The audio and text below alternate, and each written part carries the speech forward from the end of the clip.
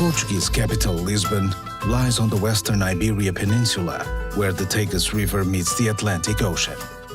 Settled almost 3,000 years ago, the city predates Rome, Paris, and London by centuries and possesses an epic narrative to match.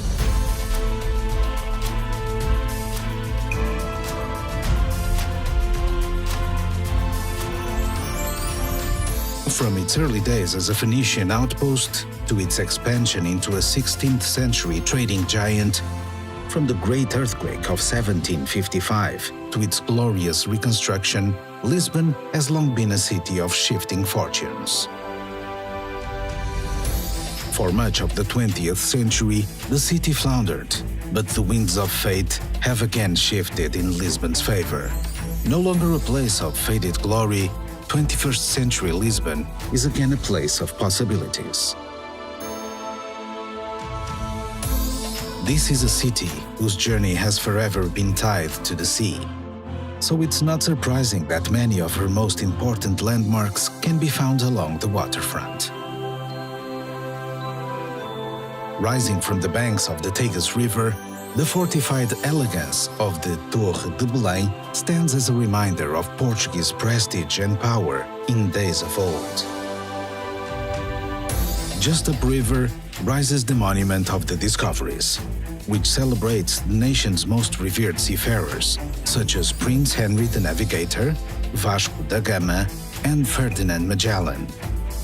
Climb to the rooftop and look down upon the Mapa Mundi below, which charts the routes and discoveries of Portugal's intrepid mariners. Nearby, continue your voyage into Lisbon's seafaring past at the Jerónimos Monastery. Vasco da Gama spent his last night in prayer on this site before departing on his epic voyage to the Orient in 1497. The vast monastery that stands today was funded by the incredible wealth that da Gama's spice route brought to the city. This vast monastery complex is also home to the city's Maritime Museum, which preserves relics from Portugal's golden age of sail.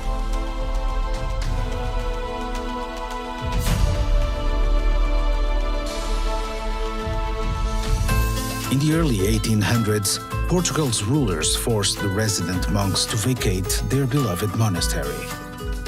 Destitute, the monks sold a prized possession, their secret egg tart recipe. 5 generations later, the neighboring Belém patisserie serves over 20,000 pastéis de nata to sweet-toothed devotees each day. And the recipe remains a guarded secret to this day.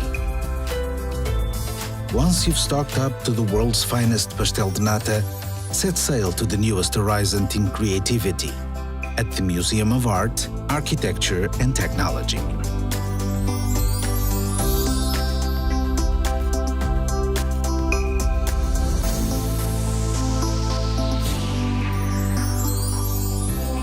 Further upriver, the Portuguese love of the sea continues at the city's acclaimed Oceanário, where hundreds of species glide by in a celebration of a global ocean.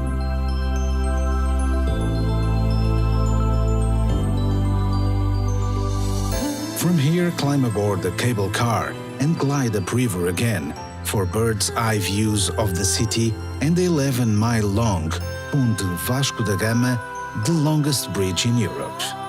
The waterfront is also where you'll find the city's grand gateway, Praça do Comércio. This great square in the center of the Baixa district was once the home of the royal palace, until 1755, when a natural disaster changed Lisbon and Europe forever. At the Lisbon Story Center, feel the devastating tremors of that 6-minute earthquake and the terror of the tsunami and 5-day firestorm that followed. The earthquake obliterated 85% of the city. But with calamity came opportunity.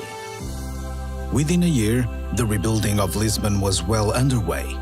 Wide avenues replaced the medieval rabbit warrens of old. and a new style of elegant, earthquake-resistant architecture was born, Pombalin. The earthquake also shook the city free from the religious dogma of old, and from its cracks came the fresh new shoots of the Enlightenment. Pass beneath the triumphal arch, crowned with a figure of glory, valor, and genius, a tribute to the city's swift reconstruction. Then, simply drift down Rua Augusta and into another of Lisbon's great squares, de Rossio. If Praça do Comércio is the city's gateway, de Rossio is its heart. Since the Middle Ages, Lisbon's citizens have gathered here for pool fighting and celebrations. Today, it's the perfect place to relax by the cool of its fountains and on the waves of its patterned pavement. Lisbon belongs to that club of great cities, which are defined by 7 hills. So, wherever you roam, eventually you will find yourself going up to take in the views. Luckily, Lisboetas have come up with some innovative solutions to save their legs on hot summer days. From the lower town, ride the Elevador de Santa Justa to the Bairro Alto district. Here, you will find the Convento do Carmo, whose unrestored arches bear testament to the devastation which befell the city in 1755.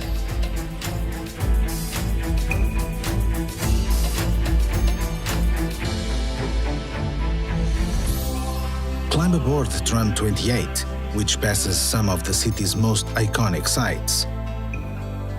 Then, from Portas do Sol, make the climb to Castle of St. George. From high on the battlements of this 11th century Moorish citadel, the red-tiled roofs of Lisbon spread out before you, stepping down to the lower town and the blue Tagus beyond.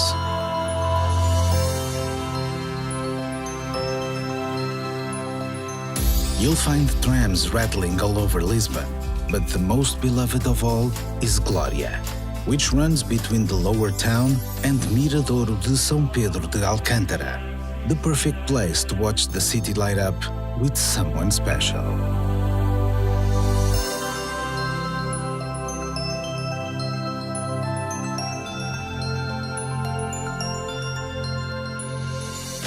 Although the great earthquake reduced much of Lisbon to rubble and ash, the ancient suburb of Alfama was spared. Lose yourself amid the ancient cobblestones and steps, where cafes, bars, and artisan shops have taken residence in the dock workers' homes of old. Yet, the area still retains its village atmosphere, especially during the midsummer festivals, when over 50 street parties pop up all over the city.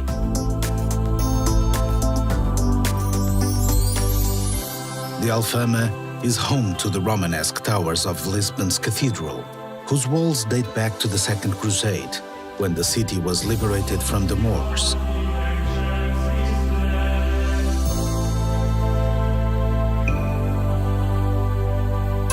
If the stones of Alfama could sing, then surely it would be the bittersweet lament of the Fado.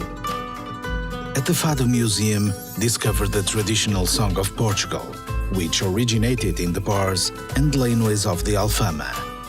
Then, as the sun gets low, join locals in a Fado bar and listen as professional and up-and-coming fadistas sing the heart-rending stories of the working class and the sea.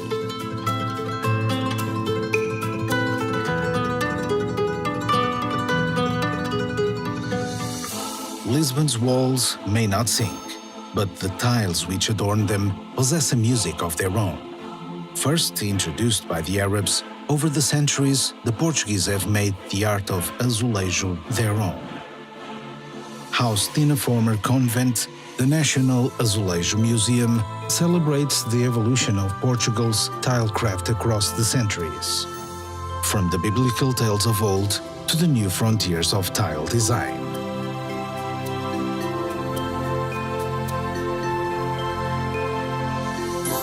You'll find azulejo at every turn in Lisbon, from the practical to the purely decorative. But to see the Sistine Chapel of tiles, head to the city's north, to Fronteira Palace.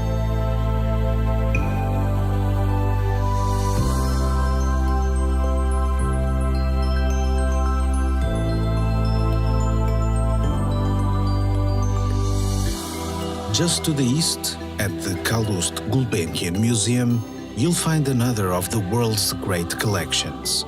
The museum's 6,000 art treasures represent a lifetime of acquisitions by the oil magnate Gulbenkian. Lisbon's love of creativity isn't just confined to her galleries. You'll find it amid urban renewal projects like the LX Factory, which has breathed new life into the city's fabric factories, which fell silent long ago.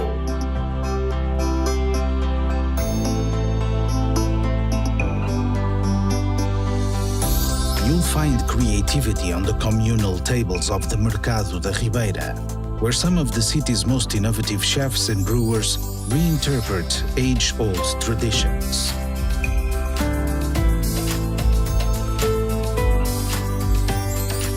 Lisbon has always been a city of discovery, so when you're ready to explore a little further afield, you'll find no end of adventure. Less than 20 miles west of the city is Cascais, an ancient fishing village that was woken from its slumber when Lisbon's nobility discovered its golden bays in the late 1800s.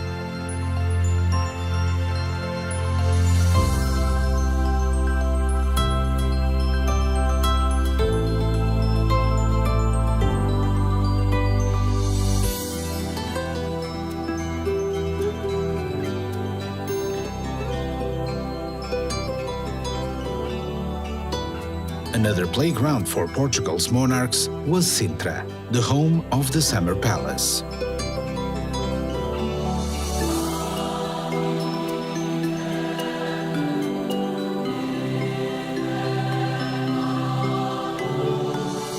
A half-hour drive to the northwest of Lisbon, Sintra is more than a weekend destination. It's a journey into a fairy tale. Hans Christian Andersen fell under Sintra's spell, returning time and time again, calling it the most beautiful place in Portugal.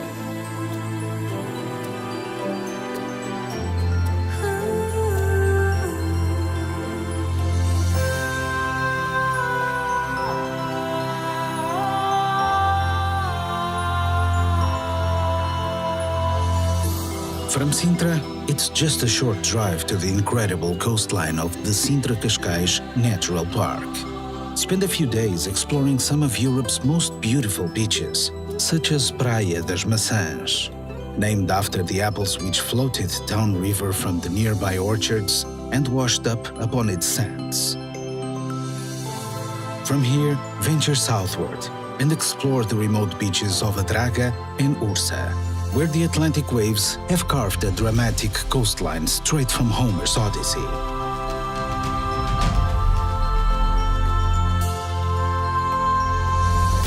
At Cape Roca, stand upon the cliff top, which until the 14th century was considered the end of the world. Here, on the westernmost point in mainland Europe, 400 feet above the pounding Atlantic, it's easy to understand how Lisbon's seafarers were drawn to see what lay over those far horizons. Yet, no matter what wonders they saw, what riches they found, they always yearned to return to their city, Lisbon, the Queen of the Sea.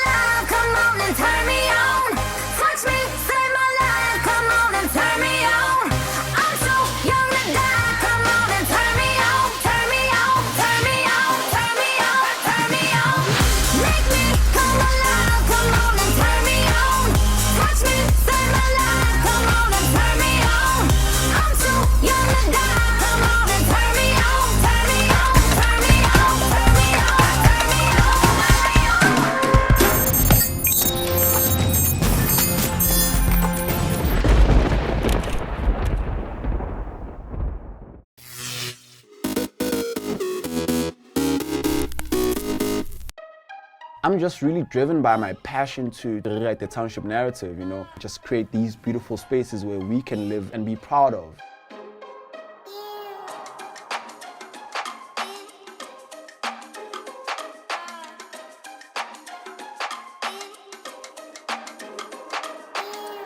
I started cleaning sneakers in the backyard. At that time, sneaker cleaning wasn't done professionally. There was no blueprint. And because we were based in the township, I always have doors closed on me. I don't take it with my heart because for me what's important is creating doors. How do I create opportunities for myself and for others? COVID-19 affected everything in my life. Lockdown announced, close shop, no income, nothing, you know. The anxiety started kicking in. I said to my team, guys, no one is coming to save us. We need to really find ways to move within this. And that's how I started my other businesses. I started Look Fresh, I started Live Fresh. When I pivoted, it wasn't because I planned. It was really, how do I then maneuver? How do I move out of this and make sure that I survive and I still put food on the table for my team? I really think it's important to keep moving. I don't think any opportunity should find you waiting. So opening doors for me was really like creating opportunities. If you ever needed someone, it's right now, you know, so we need to really open doors for each other so that we survive this.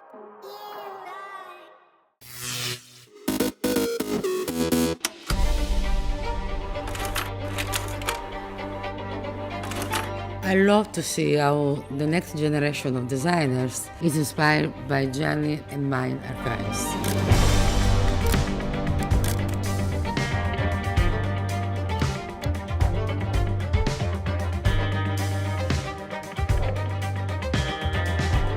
I think that keeping the legacy of Versace ongoing is part of my job, and the new generation of designers are the ones who are going to keep the legacy going.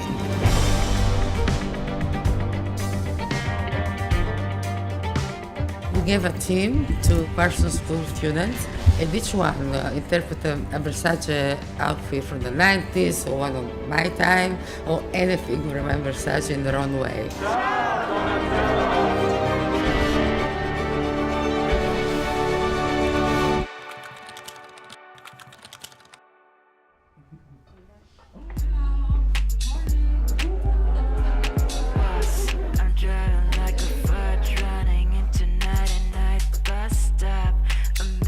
I'm very excited about you in this project, Versace. I want you to feel free to interpret the archive the way you see it today, you know?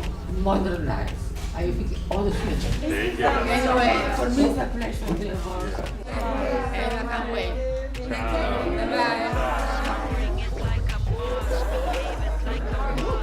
She's exerting such strong presence. So much power. Yeah, so much power. I feel powerful right now just because I saw her.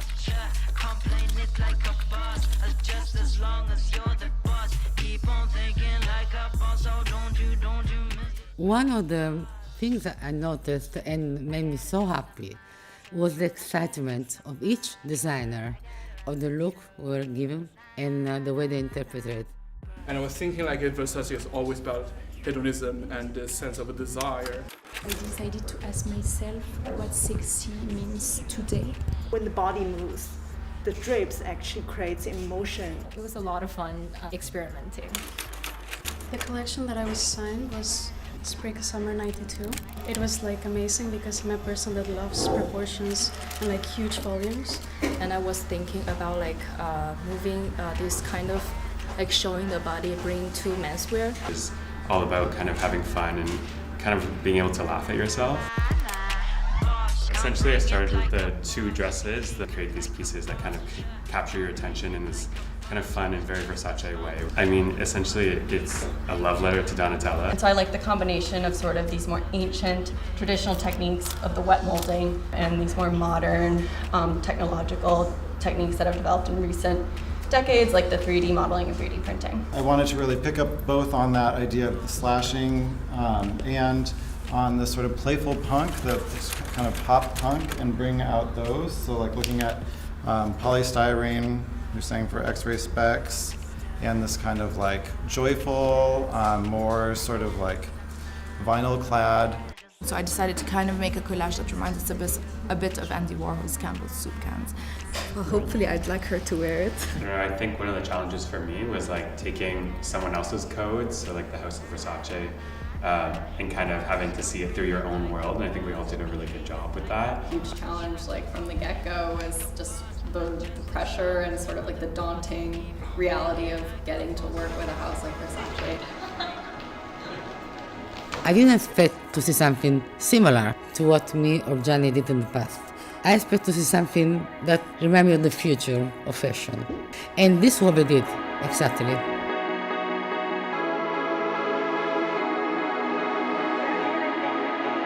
I knew you were going to give me something I never saw before, and this is exactly what happened.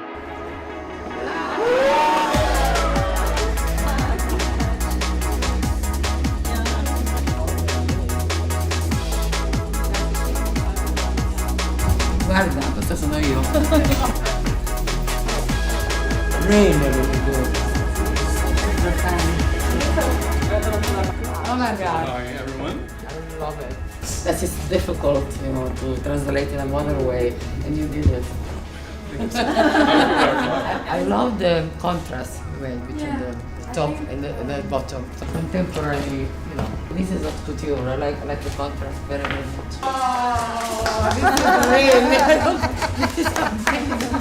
I loved it. And so I decided to look into the goddess of war, Athena, as my inspiration, as my muse. I love the touch of contemporary you put in this. I transform Athena in a modern woman today. Yes, it's fabulous. It's something that's very sexy but have a twist, have fun with it. It's a lot, but it's put in a way that not every little thing. Thank you. Grazie.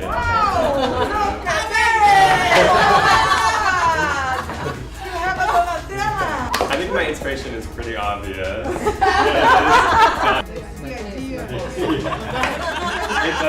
You know what? I think you got passionate with fun. Yes. When fun and passion is not good passion. That's right, you inspire me. If you take it too seriously, it's not good passion. Go with a sense of humor.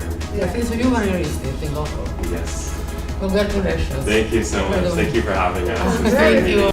I know you did an amazing job. Congratulations. Hope to see you soon again. Yes.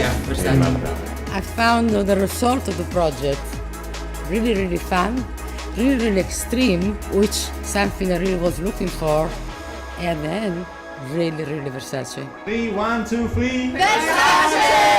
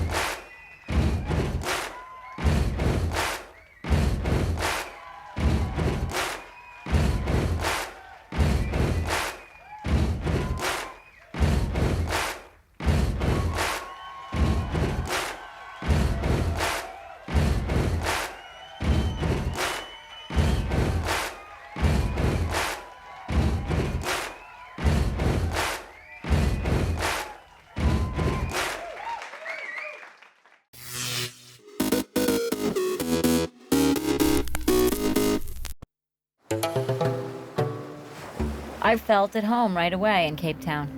There's a really open quality in people who live by the ocean. The people here have a real sense of fun, of relaxation, lightness of touch.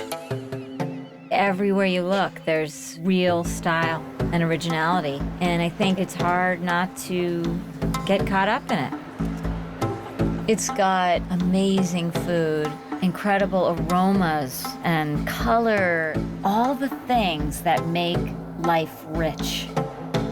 But I keep getting drawn back to the mountain. It's a unique and incredible thing to have a mountain like that right in the center of a city. I mean, up there you can really feel the vibrancy of this city and its people. I find it so inspiring.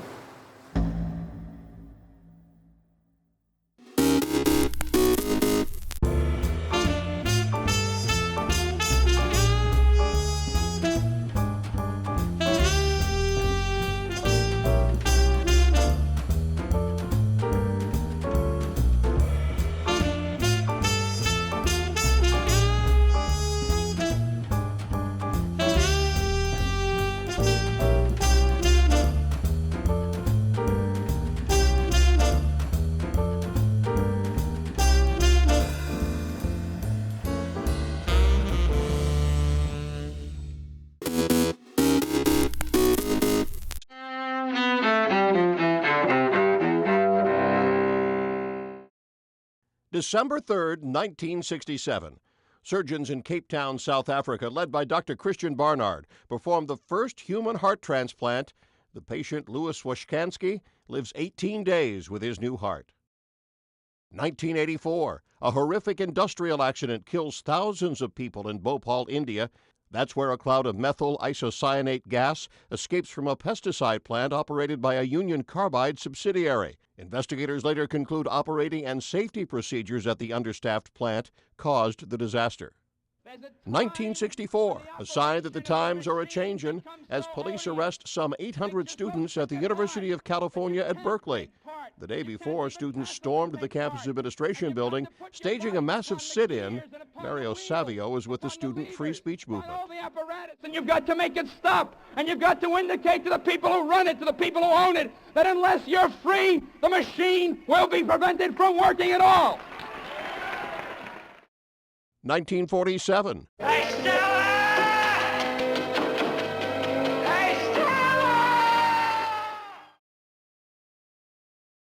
In New York, actor Marlon Brando hits the big time as A Streetcar Named Desire opens on Broadway. Brando reprises his role as Stanley Kowalski in the movie version of the play a few years later. And in 1948,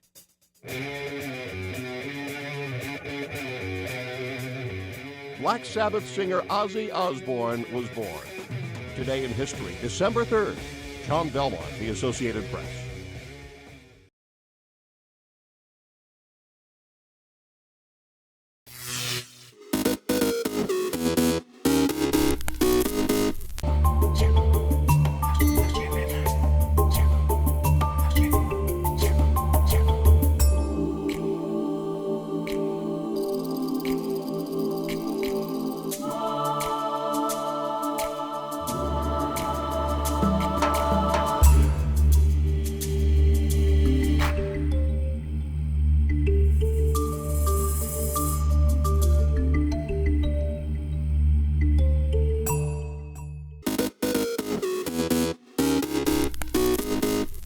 Welcome back in our studio, and in today's news,